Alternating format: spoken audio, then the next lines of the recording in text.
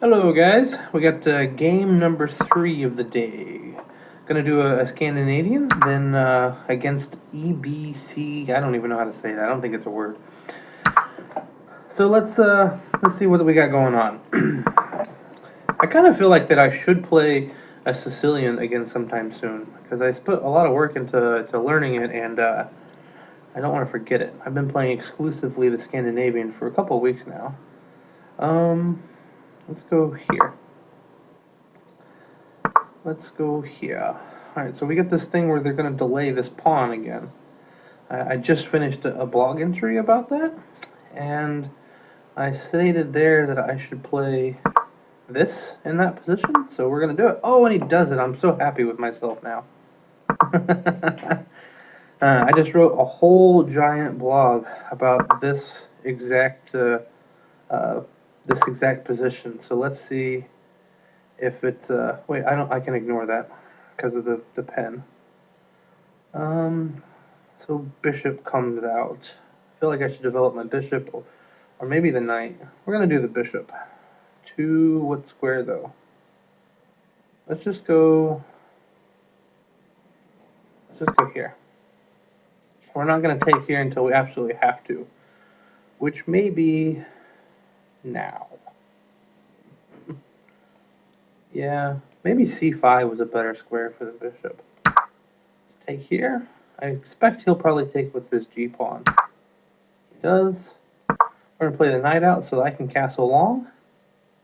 I expect him to castle long here as well. He does not. He wants this fork, or I guess he wants the fork. He's not going to get it, but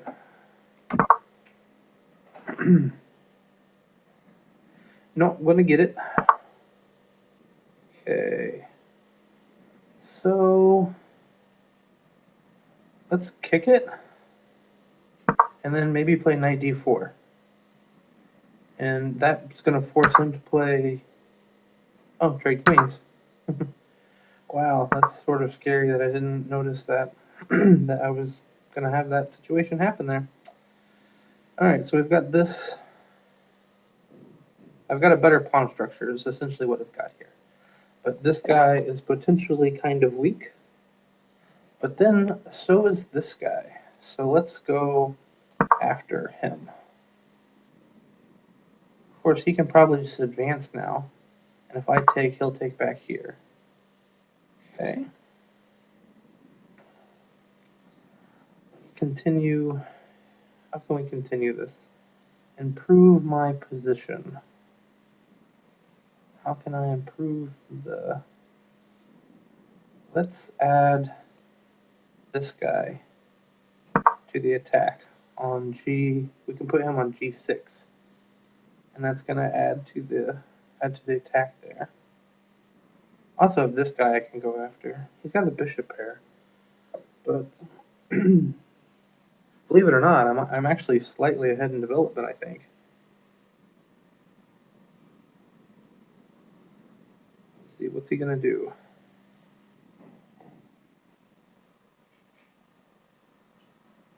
I'm amazed that like 2 hours after I post a blog about this position, I get the exact thing. I'm kind of excited. So let's go ahead and go. Do I want to go here? Or do I want to advance? Let's. Because, okay, so after I play knight g6, if he plays then f5, I take, he would be able to take back on f7, which would then leave a skewer on these two guys, or a double attack, I guess, rather. So I don't think we want to do that. I think I need to play,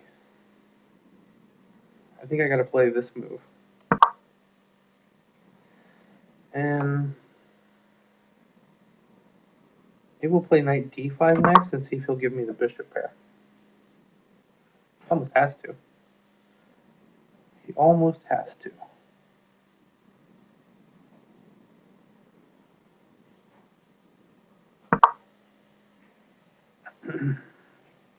And I think that him taking here is the only way that he protects that pawn.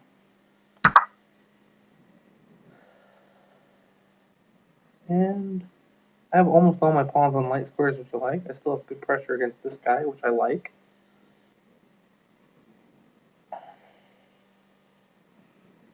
F5 might be in the cards for him. So he decides that, and since he thinks maybe he's going to lose that pawn anyway, he's just going to give it to me, but at the cost of ruining my pawn structure. I wonder if I can avoid that anyhow. I wonder if I should just let him capture and then play against and leave an open file against this guy. I think that's probably better. That's probably better. Which makes me think I should try to figure out where I want to put this guy. Also, taking either way could be good, because this guy could be, I could play against him too. I need to make a move though. I need to make a move. I definitely want to let him capture, I think. Protect that pawn. Okay, and we'll go take here, and we can play rook f8 next.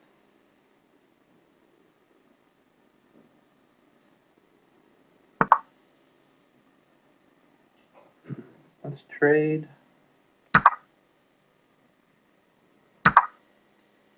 Here, and do I want to trade dark square bishops or not? Because I can put a rook here on f4 if I do that. Or do I go after the pawn immediately? Let's go after the pawn immediately. Because I can maybe play rook f3 and go after this guy. And I've got the d2 square covered also.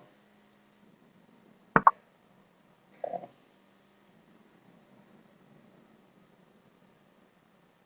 Let's go here. See if he'll put his rook back on h1.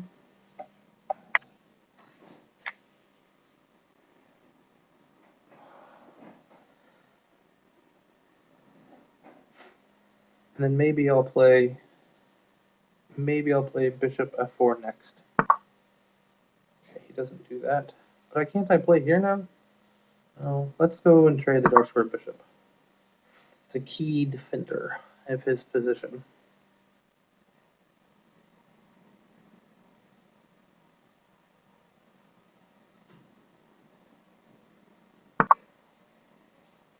Okay, let's let this set for a second.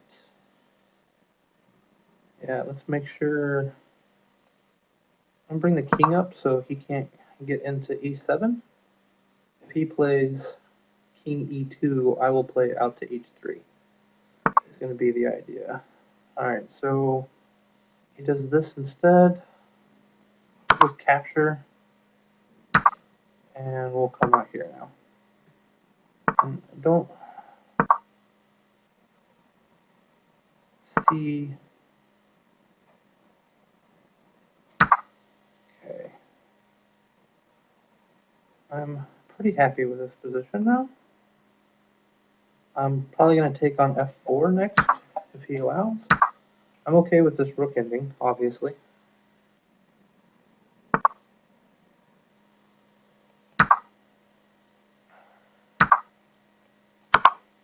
Go down to the second rank and start shoving pawns.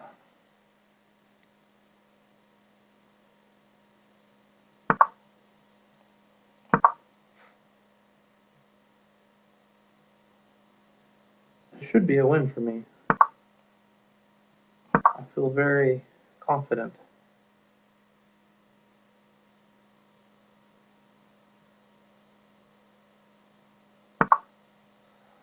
Okay. Let's just advance you again while we can. Are you going to check me?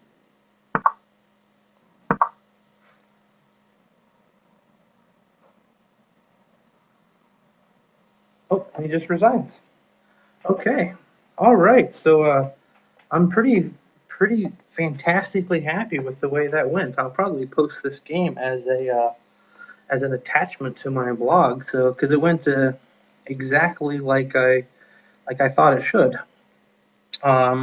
So instead of normally here, I would want to play like c6 and bishop f5, but he hasn't committed this d pawn yet, which means that um, if I play bishop f5, then after he plays d3, this bishop is really blunted, and it's pretty dangerous because I could have after I've played e6, he can play things like queen e2 and knight d4, and then sack on e6, which could be pretty awful for me. So, but instead we play bishop g4.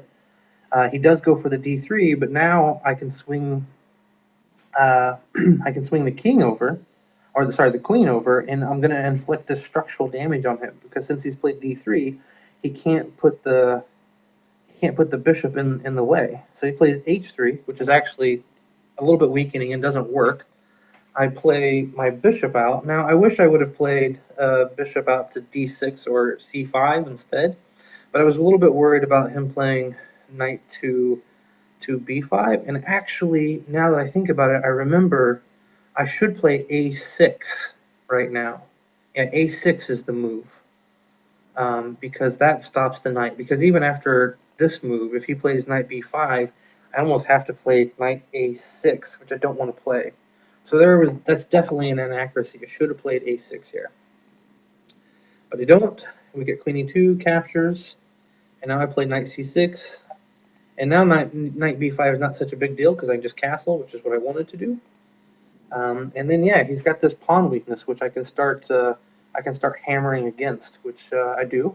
Although I have to be completely honest and say that I didn't notice that I didn't pay enough attention to notice that we're going to be trading queens here. Although trading queens is perfectly fine. I have a much better pawn structure, so the more pieces traded, the better. But I played a6 with the idea that he would go back to um, back to c back to c3. Though if I trade queens and then play, oh yeah, I trade queens, right? He takes, I play a6, he goes back c3, I go knight d4 check, he has to play king back to d1, and this rook is really shut out. Yeah, maybe that would have been better. Instead, we do this, but he never does castle. Yeah, he does. Yeah, he does. So then I just started maneuvering my pieces over to go after these pawns, which I did it again where I delete the game. It's so annoying. Although, yeah, very interesting, and worked out just almost exactly like I suggested it should in my blog. So you guys definitely go check that out.